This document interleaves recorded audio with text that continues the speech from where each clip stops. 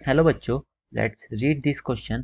The internal resistance of dry cell is A than the internal resistance of common electrolytic cell. Here A refers to. And हमें चार option given है और हमसे पूछा गया है कि A जो internal resistance of dry cell है और कॉमन इलेक्ट्रोलिटिक का जो इंटरनल रेजिस्टेंस है उन दोनों में किस तरीके से रिलेशन है, तो फिर हमें A बताना है. और हमें सर्किट गिवन है, तो मैं इस क्वेश्चन को करने से पहले इस क्वेश्चन से रिलेटेड आपको की कंसेप्ट बता देता हूँ. इसमें की कंसेप्ट क्या है.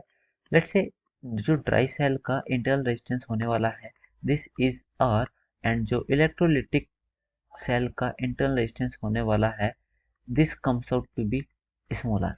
लेट्स से मैंने ये दो नेमिंग कर दी और हमसे पूछा गया है कि आर और आर में क्या रिलेशन होएगा. सो अगर मैं आपको ड्राई सेल के बारे में बताऊं तो dry cell is the cell जो कि अपने आप में केमिकल रिएक्शन अकर होती है इनके अंदर और इसकी वजह से हमें इलेक्ट्रिसिटी प्रोड्यूस होती है. इलेक्ट्रिसिटी प्रोड्यूस्ड और इससे ही हमारे पास जो ड्राई सेल है ये ड्रेन हो जाता है. ड्राई सेल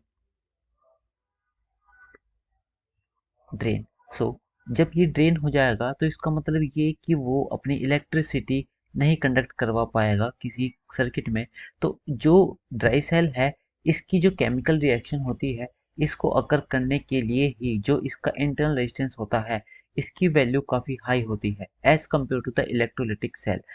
और इसी वजह से जो यहाँ पे ए की वैल्यू होने वाली है this is much higher because हमने अभी बताया कि ड्राई सेल में केमिकल रिएक्शन से ही इलेक्ट्रिसिटी प्रोड्यूस होती है, इसलिए इसका रेजिस्टेंस काफ़ी हाई होता है. तो इसलिए इसका B option will be the correct option. I hope you understood this. Thank you so much. Take care.